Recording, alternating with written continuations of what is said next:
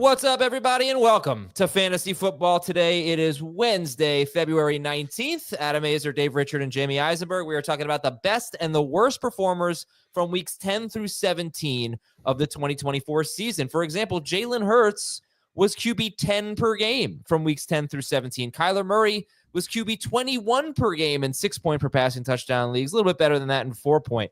Both Jaguars running backs were terrible. Travis Etienne was outside the top 40 from weeks 10 through 17. And Jayden Reed was not even a top 50 wide receiver, yet there's some enthusiasm drafting him in 2025. Now, how about the best performers? We're going to talk about 4 players who were top 7 at their position in weeks 10 through 17. Chase Brown, Bucky Irving, Jerry Jeudy, and Jordan Addison. Woo! And Dave, why don't you give us a little perspective here before the show? You looked up some players who had great second halves in 2023. And let's see if they were any good in 2024. Thanks for giving me a chance to find these guys, by the way. You're swell. All right. I've only got receivers and running backs, or receivers and tight ends. We can get back to running backs. Do you think you can name some of the tight ends that had huge second halves? Not last season, but the season before? They're household names. Njoku. Yep. McBride. Yep. Oh. I'm going to say Hawkinson finished pretty strong. He finished strong, but he was good in the first half too. How about a former Giant? Shockey? Yes. What right position. Right position. Yeah, it's a protein shake. Oh, okay. No, I have no idea. Jamie? Sorry. What'd you say? That was more fun. Dave's drinking his Ensure. What's the answer? Evan Ingram. Oh, yeah, derp. Yeah, of course. And then Jayden Reed, you just mentioned him. Remember how gaga I was for him after how he finished 2023? Yeah. And then Rashee Rice had a pretty big finish to his rookie year and was huge for fantasy. I can get you some running backs here if you really want, but the context is interesting. A lot of players who we bought into all of them on draft day, the guys that we've talked about so far. McBride absolutely was a stud. Rashee Rice was on his way to being better than how he finished his rookie season. Jayden Reed started great, fell off in a major way. Evan Ingram never got back to where he was. And I think we sort of knew that because he was the number 1 target getter toward the end of 2023. And Njoku just needed Deshaun Watson to get hurt for him to get fully unleashed in the Cleveland Browns offense. I am so bad at trivia. I love giving you guys trivia, but I hate it when other people quiz me. I mean, a former Giants tight end that had a really good finish to 2023, and I couldn't think of it. You could have said he was on Jacksonville. Giants drafted him out of Ole Miss in the first round. I wouldn't have gotten it. I'm terrible at trivia. But anyway, you got your running backs yet? I was giving you time to get your Breece Hall had a monster end to 2023, but he also had some good games before that. Let's see. Kyron Williams, again, kind of like Breece Hall. He was good before and then was a stud after. Rachaad White qualifies. Let's roll with Rachaad White, who had from week 9 through 17, he averaged 18.6 PPR points per game. And what happened to him the following year? We drafted him as a top 15-ish type running back, and Bucky Irving came in and turned Rachaad White into who he really is. Devin Singletary, another guy, finished 2023 not bad for Houston. Took over for Dameon Pierce, I believe, and then just went to New York and didn't do much there. I think that's one that we kind of knew was going to happen. I think Pierce, to go back to 2022, is a guy that had a big finish, even though he got hurt late in 2022. But yeah, I mean, personally, I was out on Pierce 2 years ago, and I was out on Rachaad White last year, who actually finished 21st per game, and Bucky Irving finished 20th per game, which is interesting, but much difference. He's almost a full fantasy point apart, separating them. So a big gap there. I don't know that we were so high on Rachaad White, anyone on this show last year. I know his ADP was in the 3rd round, but no, I don't think anybody was crazy for him, but we were still drafting him. I don't think he was on anybody's don't draft list. Maybe yours, Adam. Yeah, probably. I don't officially. I didn't draft him in one league. All right. Anyway, Yeah, so we'll get into the best and the worst of the second half. I did weeks 10 through 17.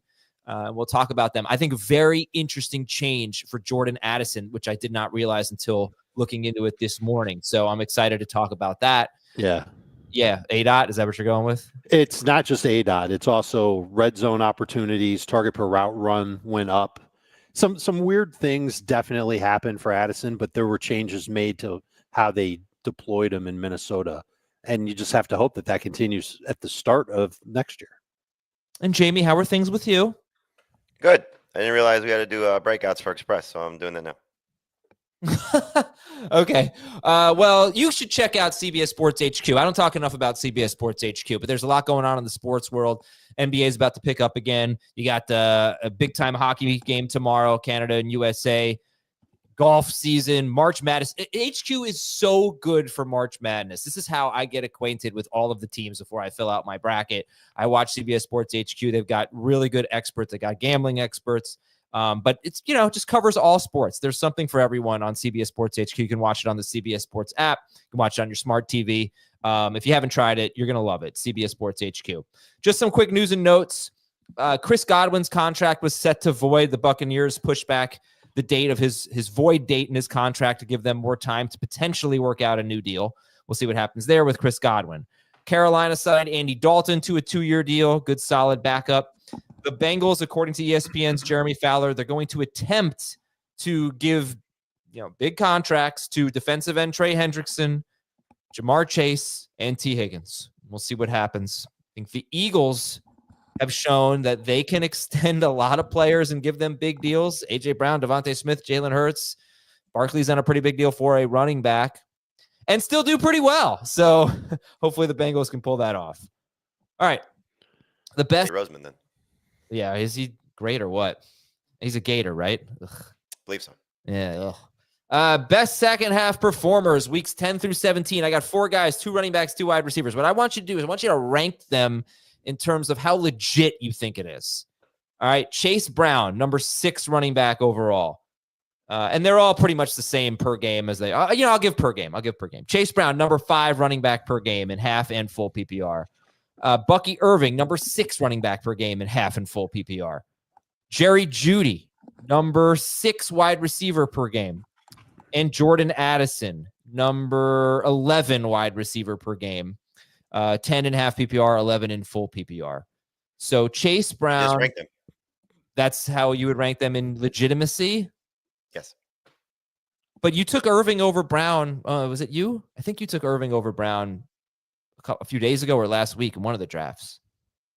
If I did, it was probably because I was drafting for like 6 people. Let me double check before I accuse you. It wasn't Tuesday. Does ranking for legitimacy equal fantasy football rankings? Yeah, I don't know. I think probably translates. But yeah, maybe which performances are you buying the most? Chase Brown, Bucky Irving, Jerry Jeudy, Jordan Addison. Okay, that's fair. You did in the league where you were drafting for you and the person who drafted Chase Brown, me. You drafted Bucky Irving before Chase Brown. They both went in round 3, and I honestly feel like Bucky Irving is going ahead of Chase Brown consistently in our drafts, and I'm the only one who ever takes Chase Brown. Dave, how do you see those 4? I am a little hesitant on all 4 of them. Like, I don't think any of them is guaranteed to repeat what they did last year. So like on my legitimacy scale, I'll say 7 out of 10 for Brown, 7 out of 10 for Bucky, 6 out of 10 for Addison, and like 4 out of 10 for Jeudy. Interesting. Yeah, I don't there's too much uncertainty right now in Cleveland to guarantee that Jerry Jeudy is going to be right back into the high volume role that he was in to finish last year. There's not uncertainty in Minnesota? There's less of it. It's almost like I trust the coaches there, even if it's not Sam Darnold at quarterback, to come up with a solution that'll keep that offense rolling. And when we talk about Jordan Addison, like the things that flip for him in the second half are encouraging. And it makes me hopeful that he can keep a lot of those same traits going with the same coaching staff. You talked about some of the things that flipped, but he actually, in 2 seasons, I think in 2023, I believe he led the team in red zone targets and green zone targets. He's been a factor there, Jordan Addison. The ADOT was really eye-opening for me because he went in the first half of the season, a 15-yard ADOT guy, which I'm pretty sure is where Addison was in his rookie year. And that's a red alert for me. Once we get to 15 or higher, you just don't see consistently good wide receivers that aren't named Mike Evans. And then he went down to 11 yards, about 11 and a half yard ADOT in the second half. And that is how you become a guy who had a 24-ish% target share, even with Hockenson, because Hockenson barely played in the first half of the season. Addison's best work came with Hockenson playing more. But his ADOT was lower, Addison. His target share was much higher, and he was still scoring touchdowns. This guy's a touchdown machine. I mean, I don't know if that's going to hold up. Maybe it's fluky. But that's a huge development for me, in my opinion, to see him not just being a downfield threat. That's how you get more consistency. His targets per game went up by 3 after week 8. So week 9 on, 7.6 targets per game, 16 red zone targets in his last 11 games, including the postseason, 20.4% target per route run rate. This is what I'm hoping for. And then you mentioned the ADOT going down. And maybe some of the reason why the ADOT went down is because he had more red zone targets. Hard to have a high ADOT in the red zone. No, because he did that as a rookie, I'm pretty sure. I mean, that might be part of it. But okay, well, they didn't do that at the first half of last year. And it hurt him last year. His numbers weren't as good at the beginning of the year. I'll get Jamie in a minute, but just another example. And I was wrong. I was wrong about his ADOT. His ADOT was only 12 and a half yards in 2023. I thought it was higher. What were his red zone numbers in 2023? Very good. I don't have him off the top of my head, but he led the team, I'm pretty sure, in red zone. Jordan Addison, we're talking about here. Right. 2023 led his team in red zone, green zone, and end zone targets. Now, keep in mind, Justin Jefferson got hurt in 2023. Mm-hmm. TJ Hockenson got hurt in 2023. Addison didn't, but he was a red zone factor. Just another example of ADOT and how it matters is Jameson Williams, just a separate topic here. That's a guy whose ADOT went way down his second season. It was a lot more consistent because of it. When you look at Brown versus Irving, Jamie, you like Brown better, and they both went in round 3. I don't see them in round 1 often. I actually think I rank them as top 12 guys or close to it. But where do you think they belong, Brown and Irving? I think they're back in the round 2, early part of round 3 type of players. You look at their potential, their upside, what they showed last season. I think Irving, his stretch when he was the featured guy for the Bucs was pretty impressive. Obviously, Brown's stretch from about week 4 on was extremely impressive. The question will become mostly for Cincinnati, because I don't think Tampa Bay is adding to its backfield because they're expected to bring back White and Tucker. So that's really not a position of need for them. Does Cincinnati bring in somebody that's significant competition for Brown? And that's the question. So if they don't, then the sky's the limit. If they do, then you have to wonder just how it'll all work together. We could have, and this is something that scares me a little bit in terms of the rookie class, because it's very deep. There's a lot of talent, but we also could be looking at, once we get to the day 3 guys, of another Trey Benson, another Blake Corum, of talented player in a backfield that doesn't get used. And so then it's still the Chase Brown show, and it's going to probably bring down his value a little bit, his ADP a little bit, I should say. And then you're getting him at a much better cost. So you have to keep an eye on whoever they bring in. If they spend a significant draft pick on that position, which it would be shocking if they do that, if they're going to spend all this money on these players, that they go and spend high draft capital when they need to fix their defense on a running back. So it wouldn't shock me if it's another Zach Moss type of player, an also run type of veteran who's out there that they can get for cheap, that's trying to resurrect his career. And then does that impact things a little bit differently as well? But I think Chase Brown and Bucky Irving showed in 2024 that they could be amazing fantasy options, fantastic for their teams, can do everything that's needed of them. Obviously, Brown more in the passing game so far than Irving, but I think Irving can do that. So we'll see how that all translates to 2025. But two guys that I'm very excited to draft and would love to get them late round 2, early round 3. All right, we're going to take a break. I got some more stats to give out on those guys, and then we'll transition to we got to talk about Jeudy also. We transition to the worst second half performers, some of the more concerning ones. We'll be right back after this on Fantasy Football Today. We dig it.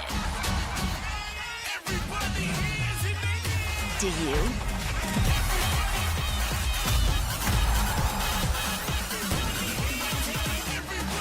The Pro Volleyball Federation on CBS and streaming live on Paramount Plus. So we all remember, of course, our Valentine's Day show. Chase Brown was my Valentine. I don't know that he's going to be an 80% of the snap guy. He played 80% or more of the snaps in each of his last 8 games. He was on the field all the time, and he was their first down, second down, and third down back from weeks 9 through 17 when he was the number 3 running back per game in full PPR, on pace for nearly 2,000 total yards, 81 catches. I did the math. If you just take out his third down catches in that stretch, was after the Zach Moss injury, if you take away his third down catches, let's say they get a third down back to replace him, and he's the first and second down guy, he goes from an 81 catch pace to a 60 catch pace. And that was Joe Burrow throwing like 42 and a half times per game. So I think you could see Chase Brown, if he is the featured back for them, I think you could see him go from an 80 catch pace to more like 50 catches, which is where Mixon lived. If they throw the ball less and if they add a complimentary running back. So that is it's still good. But just something I thought about. Dave, anything concern you about Brown? Actually, let me ask you this. When you look at Brown, he averaged 4.3 yards per carry for this season. You look at Bucky Irving, he averaged 5.8 yards per carry for the season. His metrics were unbelievable. His advanced metrics, he was elite, kind of like almost Achane, not quite, but like what we've seen from these unbelievable rookies. Does that matter at all when you compare the two guys? I think that both of them proved how good they can be to their respective coaching staffs, and that'll give them early opportunities to start next year. It doesn't preclude those teams from going after another running back in the draft. Rachaad White's going to be a free agent after this year. Wouldn't surprise me if like round 3, round 4, round 5, Tampa takes another running back. I am definitely not going to be surprised if Cincinnati takes another running back. And they could very easily take somebody. There were a lot of guys in Mobile at the Senior Bowl that look like they can be good passing down type running backs. I'm doing a report on Trevor Etienne right now. His hands are awesome. Putting him in the backfield in Cincinnati to take that 20 to 30% of snap share overall is absolutely not a death sentence on Chase Brown, because he's able to do so much more. And you just, showed that he can do a lot in the passing game on first and second downs.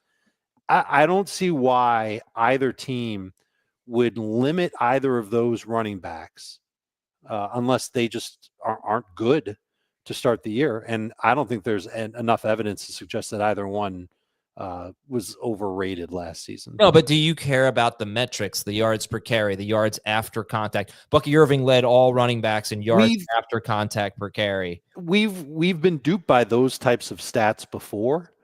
And I just think the stats that I like to lean on is what kind of opportunities did these guys get?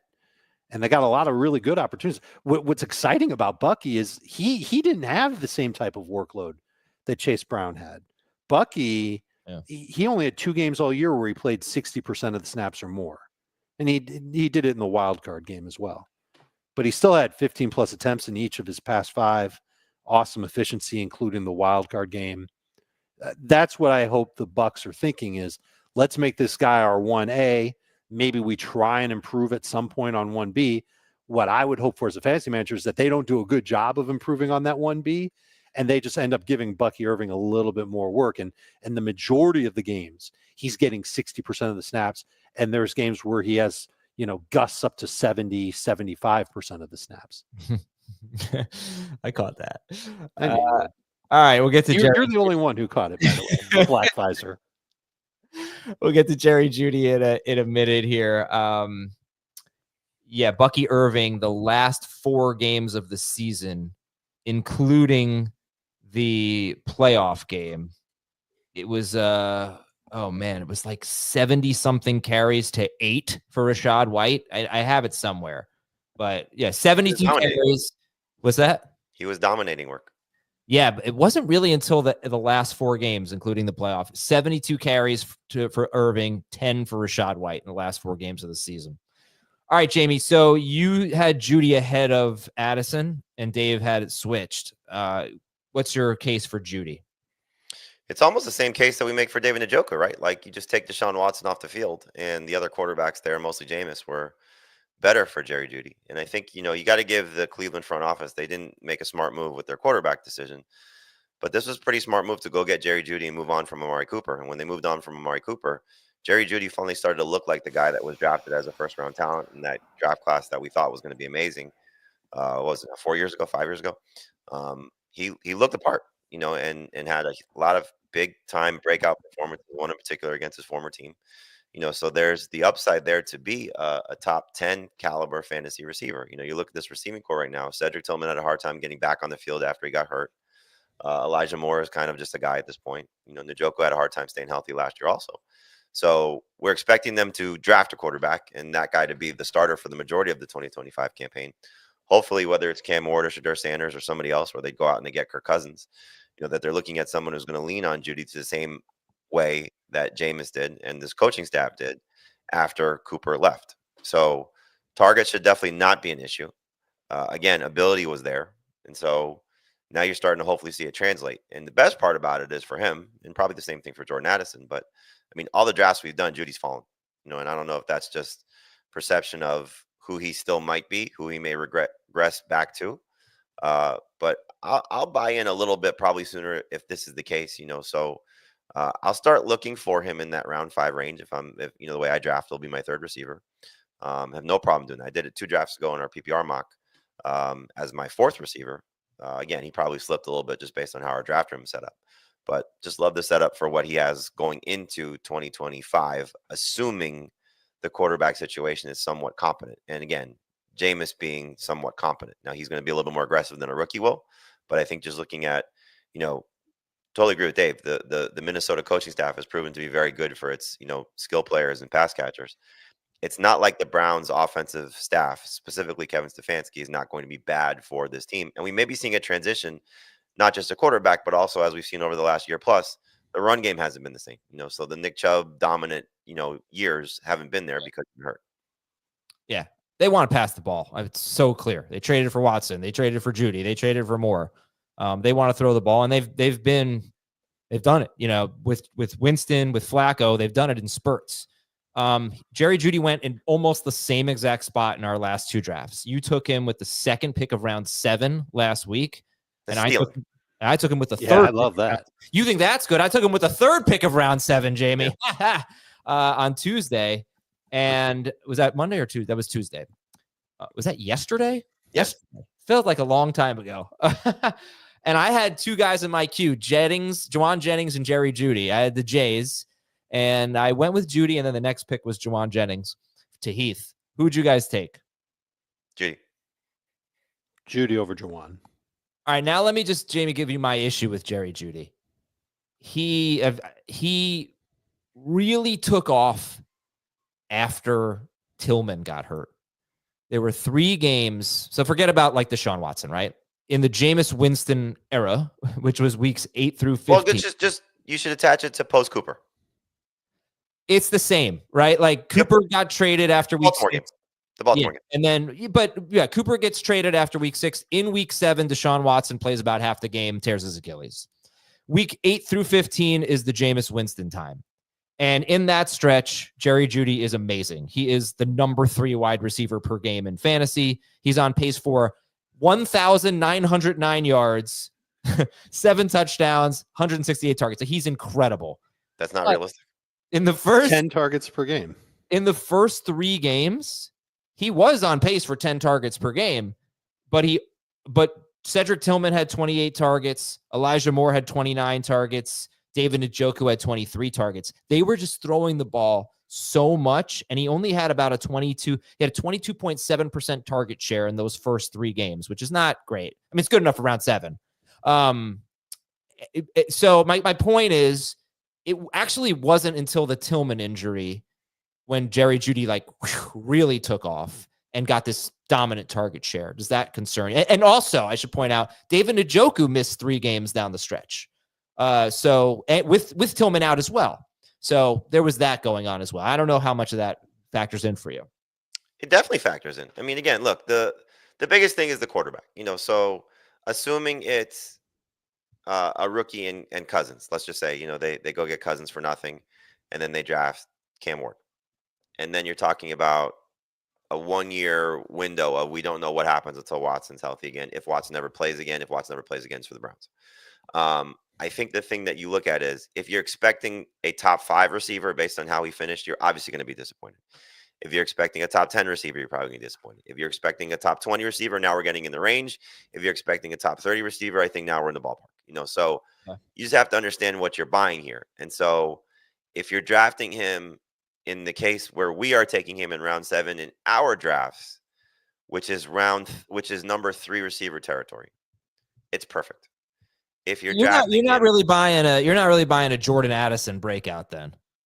I'm not buying it for either of the two guys because I think we're talking about, right, in the case of Minnesota, uncertain quarterback. I'll be more excited about Addison if it's Darnold because at least there's some continuity there. But you're still talking about a crowded receiving core with arguably the best receiver in football, or 1A, and a tight end that's going to be much better and more improved in TJ Hawkinson. Plus, who knows what they do at their backfield, which could be a more robust run game than what they had with Aaron Jones down the stretch last season. So I think in the case of both of these guys, they're very similar. Clearly, they both have huge upsides. I mean, they're both first-round talents. They both have the ability to be difference makers. But Jeudy could be the one, and clearly the one, whereas there's never going to be that case for Addison barring injury. True. Final thought on this, Dave. Jordan Addison has 19 touchdowns in 32 games in 2 seasons. Yep. Jerry Jeudy has 15 touchdowns in 74 games in 5 seasons. That matter? Sure, but it could also flip where Jordan Addison doesn't have that touchdown luck going for him and he regresses and he only gets 6 touchdowns in a season. I think we could agree that even with lowered expectations for Jerry Jeudy, 6 touchdowns is totally reasonable. So I think these are 2 receivers that are perfect to take as wide receiver 3s in fantasy drafts this year. Like, this is something I think we can carry all the way through until August. There might be 1 or 2 rookie wide receivers that'll be in that mix, maybe a little bit ahead, and we'll fall for Ted McMillan, for example. We'll love his landing spot, and we love his upside as a downfield, 70-30 contested catch rate guy. And we'll take the chance on him over Addison or over Jeudy. That could happen, but these 2 are definitely going to be in that range of wide receiver 3s who could become easy wide receiver 2s if things break right for them. And there's certainly more upside for things to break right for Jeudy. I just think the floor is lower for Jeudy based on what we saw before Jameis Winston and Jerry Jeudy played together this year. Okay. All right. So we'll talk about Jalen Hurts, Kyler Murray, Travis Etienne, and Jaden Reed when we come back with the worst second half performers after this. Gives it to Jenkins for the championship. A 16 beats a 1. From sweet to elite to the Final Four.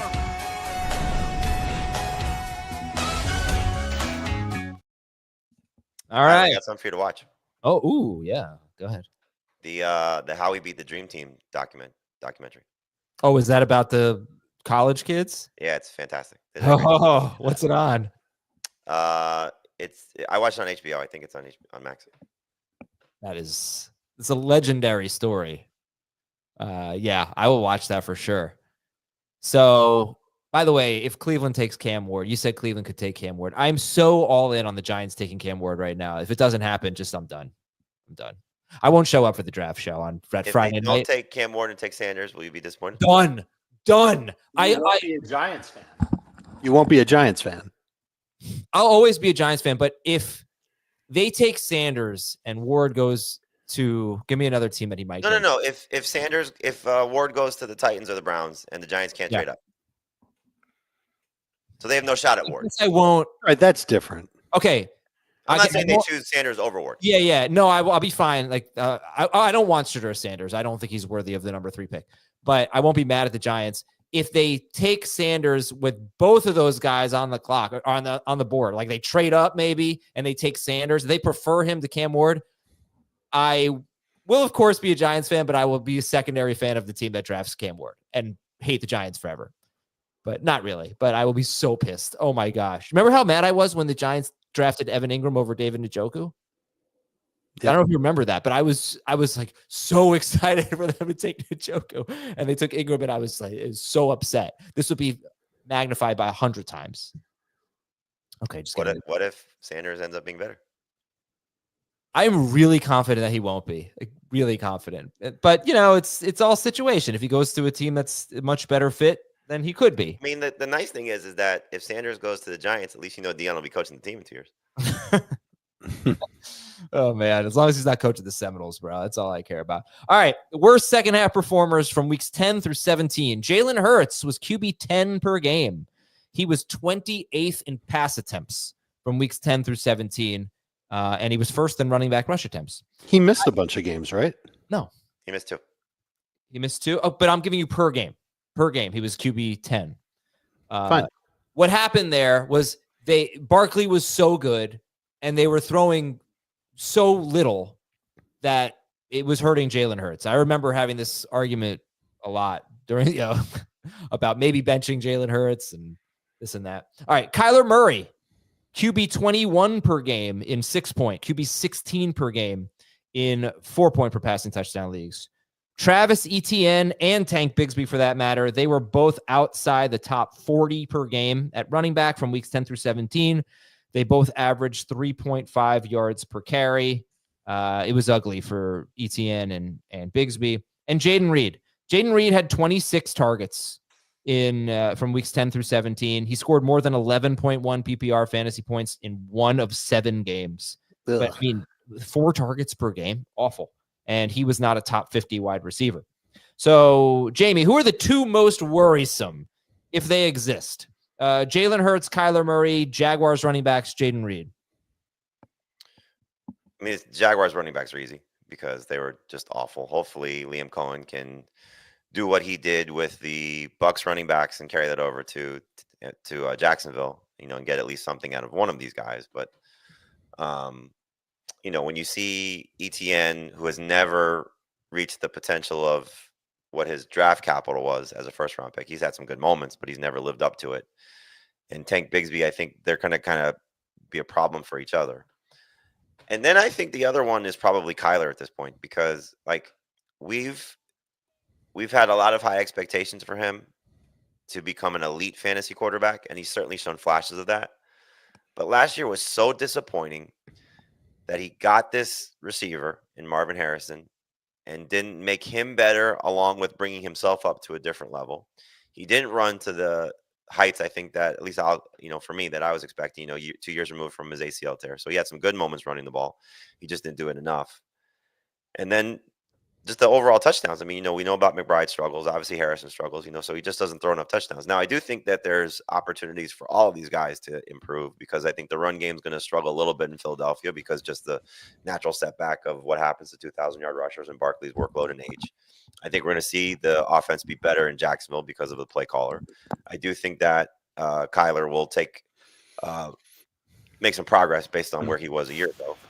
And I do think Jaden Reed's going to benefit because all you're hearing out of Green Bay and their media is very loud, that this offense struggled down the stretch. And, that they were, I saw one of their beat writers, I don't remember who it was, say that they were, the talent performed better in 2023, but they weren't as talented. They were more talented last year and didn't perform to the same level in 2024 and struggled down the stretch. So I think we're going to see a little bit more balanced offense. It's funny when the running back comes out and says we need a number 1 receiver. So I think he understands they got to be a little bit more explosive in the passing game too. Yeah. That being said, if they don't spend any capital or significant capital on it, Jaden Reed's in a great spot. So, we saw what he was capable of 2 years ago. Hopefully he gets back to that. So I have some expectations, moderate to high for all 4 of these players, all 4 of these situations. I think the only guy I'm giving a pass to is Hurts, because new offense, new running back to take a lot of pressure off of him, and then the concussion basically knocked out his last 3 games of the regular season. The way that he played in the playoffs, almost certainly in the Super Bowl, and the way that he played in the middle of the year, he was awesome. And I still think he can I really say he could be the QB1 on a per game basis? Probably not. But if you're drafting him as the 5th or 6th quarterback off the board, could he be top 3? Sure. Could he be top 10? Like, does he fall that far?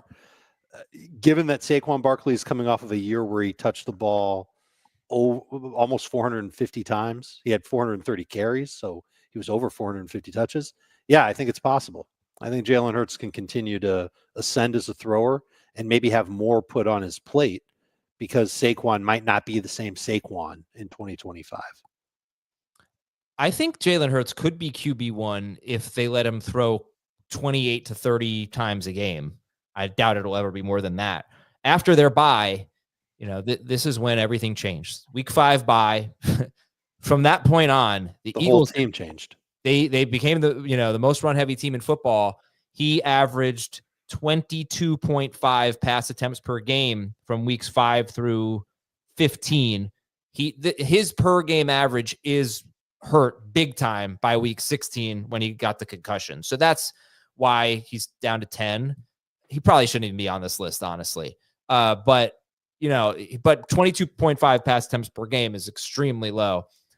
We think they won't run the ball as effectively, so he should throw the ball more. And honestly, he proved how great he can be when he throws the ball in the playoffs, right?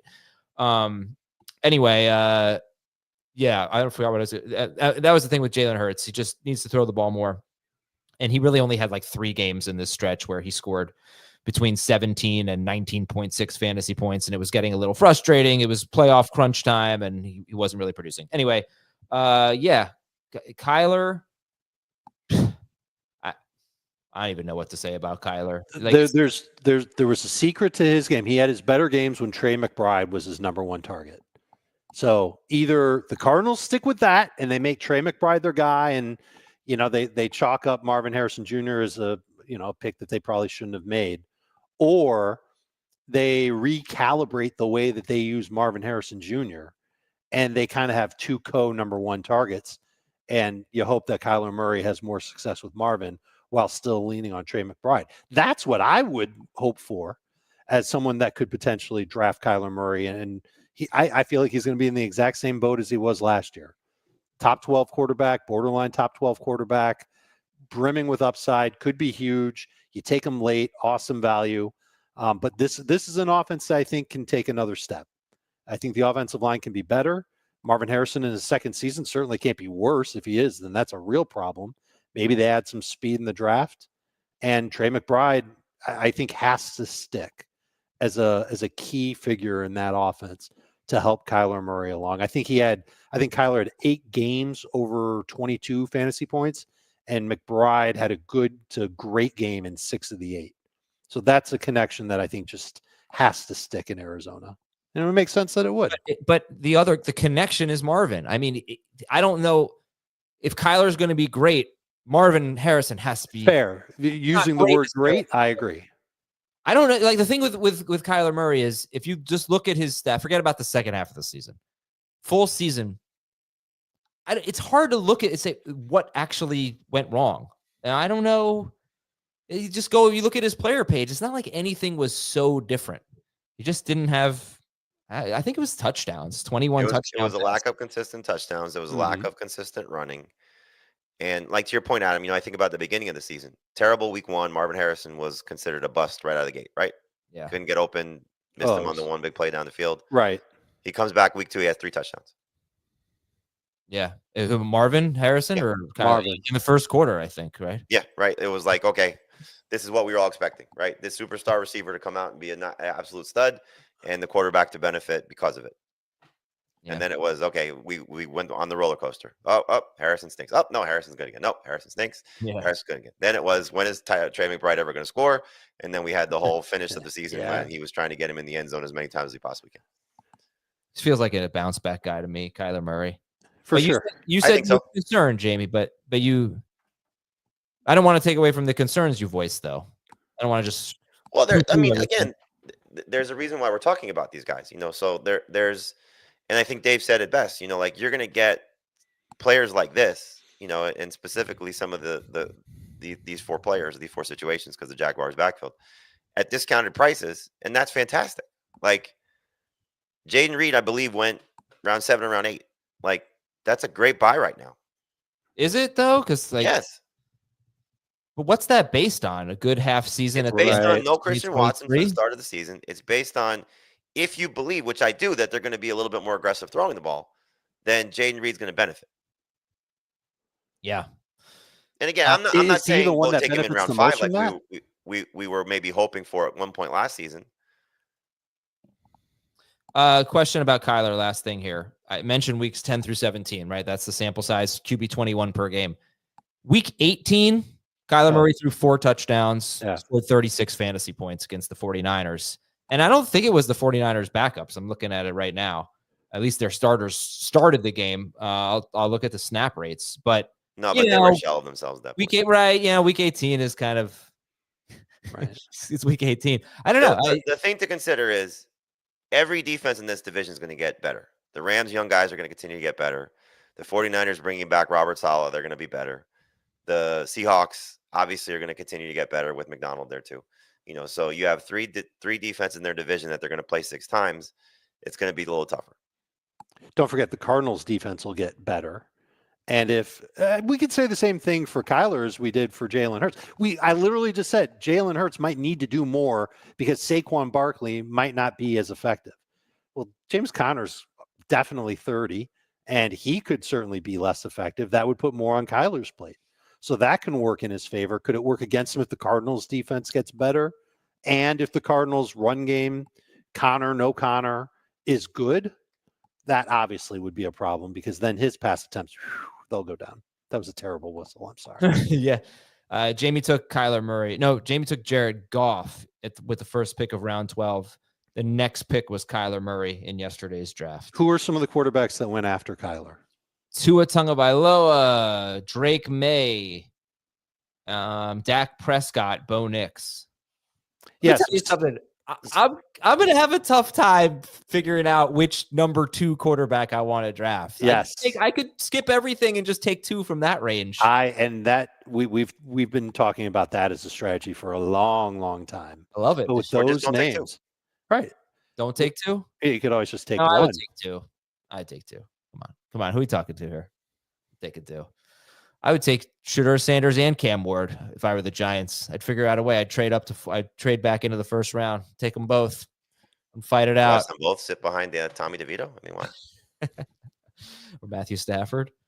All right, let's read some emails here. This one is from Case, fantasyfootball@cbsi.com. And I want to apologize if I'm reading anything that he's been reading on the Dynasty Show. There's probably going to be some overlap, but we have a different audience. I mean, overlap there as well, but fantasyfootball@cbsi.com. That's our email address. You could also leave us a 5-star Apple Podcast review and your question will get read.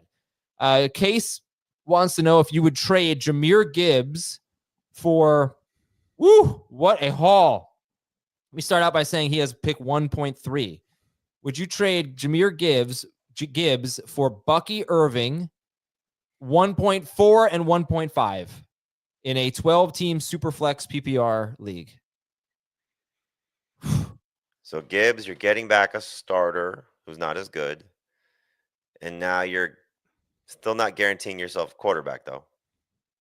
You don't know if he needs a quarterback, though. Huh? You don't know if he needs a quarterback. Right. But you kind of have to hope that he doesn't. Correct. And then you're getting Jeudy also, which you would be getting Jeudy right now if he's the best running back. I'm not sure if you're getting Jeudy. He would have instead of Jahmyr Gibbs and pick 1.3, he would have Bucky Irving and 1.3, 4, and 5. I don't know that you'd get Jeudy. I don't know if you will either. Superflex. Depends what the other guys in front of you have, right? He can go to an absolutely awful situation out of the gate, and that lowers his top 5 appeal. I also think if you really want Jeudy, then you can trade 4 and 5 maybe for 1, maybe. and then you're getting basically Irving and Jeudy for Gibbs. 4 If and you 5 can do that, to 1 then in the yes, super but flex 100% gets it done. yeah, no, I don't think so. Not this year.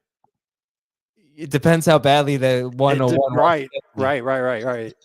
I think Jeudy will be a consensus top 2 pick, even in Superflex. I think I would do this trade, I would do it. Well, how do you feel about Hampton and Caleb Johnson and the Ohio State running backs? Now, what would be interesting is you can probably get 2 of those guys, 2 of those 4. Yeah. Now, they will be there.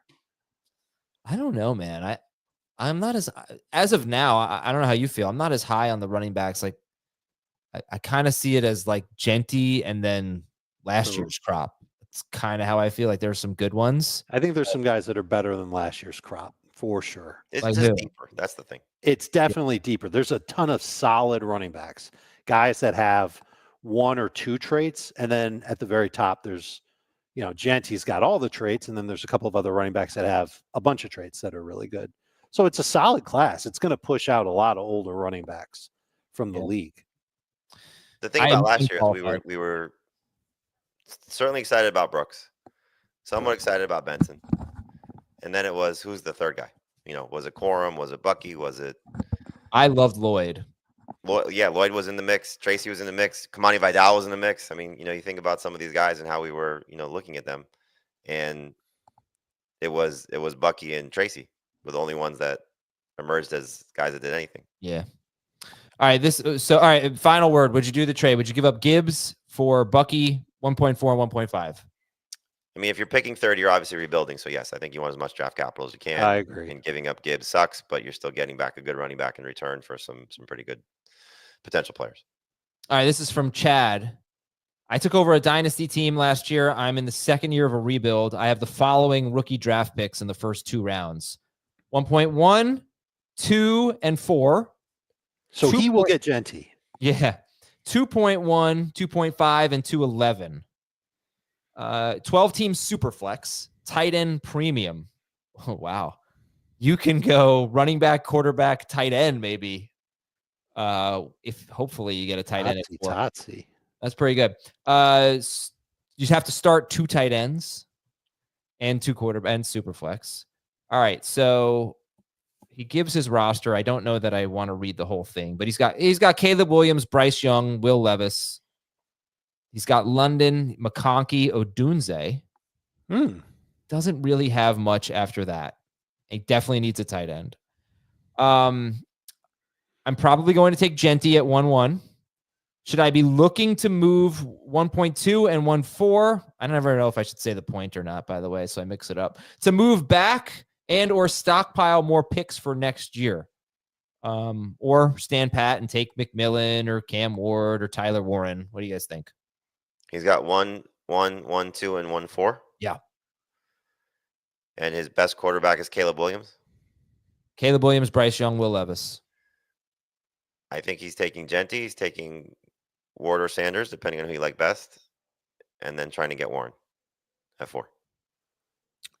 If he likes Ward and Sanders the same, he's taking Warren at 2, which sounds crazy, but tight end premium, and you have to start 2. And according to this email, his best tight end is Eric All, who's, I mean, who knows if he even plays next year. Yeah. He needs Warren. Now, if he views Warren and Colston Loveland the same way, then he can take the quarterback at 2 and just take whichever tight end makes it to 4. All right, 12-team Dynasty League. This one is from Cam. And it's Cam Ward? Yeah. Oh, and it's cool. PPR Superflex Tight End Premium League. He is giving up Bucky Irving, Cedric Tillman, and pick 2.1. He is getting 1.4, Jalen McMillan, and 2.4. All right, so you basically, it's like Bucky Irving for 1.4, Cedric Tillman for Jalen McMillan, and 2.1 for 2.4. It's kind of a way to think of it. Yeah. I don't like it. Is the second running back in the class, whoever you think it may be, better than Bucky Irving? Hold on one second. He has picks 1, 2, 4, 10, 16. All right. So, Well, how can he acquire pick 4 if He would already then had have it? 1-4. Right.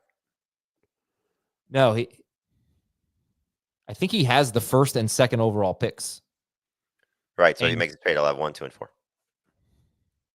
Yeah. Okay. Oh, you know what? I think he made the trade. So He's now, already done it. now he has picks 1, 2, 4, 10, 16.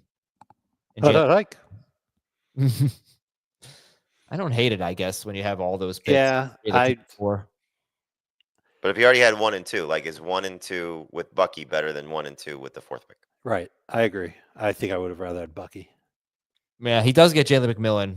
It's probably an upgrade over Tillman, but No question. yeah. Unless Godwin doesn't leave if you're talking about winning now. Yeah, that's true. He's not, though. He's in tank mode. Or he said he did a tank, and now he's got picks 1, 2, and 4. How about that? Look, he's got the ability to reset his team, and it's not a terrible trade. All right, good stuff. We are going to do FFT Express. We're going to do breakouts. Jamie's spent a lot of time on that, so looking forward to hearing from Jamie on the breakouts. And when we come back on Thursday's show, we'll give you a little preview of free agency. We'll be back on Thursday. Thanks for watching and listening, everybody. Have a good one.